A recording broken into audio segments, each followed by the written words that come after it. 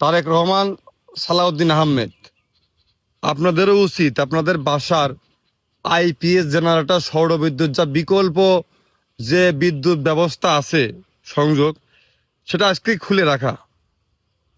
আপনারা তো জানেন না, এই যে গরম, বিদ্যুৎ ছাড়া এই যে রাত্রিবেলা কি যে নির্যাতন, একটা মিনিট যায় না ঘুমানো। তারপর যাকে শ্বাসকষ্ট আছে তারা তো প্রত্যেক দিন কানের গোড়ায় কেউ না কেউ এসে লাইলাহা পড়তে হয়। যারা হাই প্রেশার, মনে হলো জানটা গেছে, ছোট বাচ্চাদের তো হাসপাতালের খোঁজ খবর রাখেন আপনারা? রাখেন না। যে দেখেন খালি গরম লাগে লাগে 1 মাস 1.5 মাস করে সেসব বাচ্চারা হাসপাতালে, আমার ভাইস্তারা পর্যন্ত হাসপাতালে।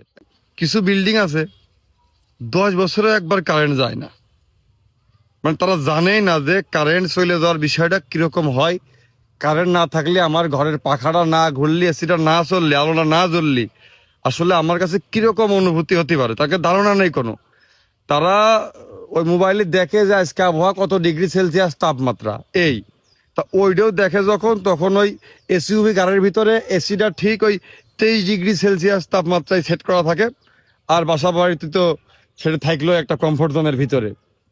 আমার অভিযোগ হচ্ছে যে যার টাকা আছে সে আইপিএস লাগাক, জেনারেটর কিনুক, কিন্তু সরকারি দলের কোনো প্রতিনিধি যেন আইপিএস না লাগায়, জেনারেটর না ব্যবহার করে।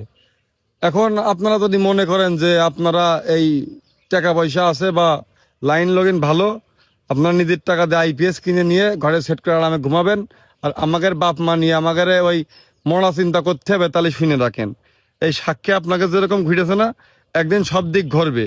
আর ওই দিন কিন্তু নাম তালিকা করে বাড়ির মিটার তার খুঁজে নিয়ে চলে আসবো। শোনেন, আমাদের দেশের নিয়ম হচ্ছে কি, যে দল ক্ষমতায় থাকে তারা ব্যতীত তারা ফেরেস্তা পীরে কামেল, এর বাইরে যারা বিরোধী দল, রাজনৈতিক দল, তারা সবাই আসামি। ইমাম সাহেব আসামি। যেরকম 17 বছর এই বর্তমান সরকারের প্রতিনিধি নেতাকর্মীরা খুব কষ্ট করেছে, তাদের বাসায় থাকতে পারেনি, মিথ্যে মামলা, নির্যাতন, জুলুম হয়েছে, এটা আমি বিশ্বাস করি। কিন্তু আপনারাও কিন্তু সেমটাই করেন, আরো বেশি করেন। তো গেল, এখন আমাদের দেশে কিন্তু বিদ্যুৎ যাইত না, পর্যাপ্ত পরিমাণ বিদ্যুৎ ছিল, খুব আরামে থাকতাম আমরা। তো এই ডে সম্পর্কে আপনারা জানেন না, কারণ আপনারা কি, আপনারা এই 17 বছর নির্যাতনে, জুলুমি বা দোষ করে যে কারণেই হোক, আপনারা ধান খেতে ঘুমাইছেন। তো বিদ্যুতের সংযোগ, বিদ্যুতের সুবিধা সম্পর্কে আপনাদের ধারণা খুব কম। আপনারা যেটা করতেছেন যে ফ্যান আছে, বাতি আছে, কিন্তু বিদ্যুৎ নেই, খাম্বা আছে, ট্রান্সমিটার আছে, কিন্তু ট্রান্সফার করার কারেন্ট নেই। ভাই, এটা তো চলে না, এটা তো হয় না, বোঝেননি? মানে আপনাদের কি, মানে বাংলাদেশের সরকারের যে আসুক, ব্যাপারটা এই দেখি যে তাকে সিদ্ধান্ত, তাদের কার্যক্রম অল টাইম জনগণ যা চায় তার বিপক্ষে যায়। এইটা কিভাবে সম্ভব? জনপ্রতিনিধিরা মানে তাকে সিদ্ধান্ত, কাজ কাম সবসময় জনগণের বাইরে যায়। দেশটা কিভাবে চলছে? আসলে কি চলছে না আপনার বাড়ির টিভি, ফ্রিজ, এসি চলছে, আপনার গাড়ি চলছে, আপনার সংসার চলছে, আপনারা ভাবছেন দেশ চলছে? দেশ কি চলছে আদেও? এ চলা কয় কোন দিনই? মানে আপনারা কি মনে করেন যে আপনারা খুব বিশেষ যোগ্যতার নেতা হন, আর আপনারা খুব ত্যাগ স্বীকার করেছেন?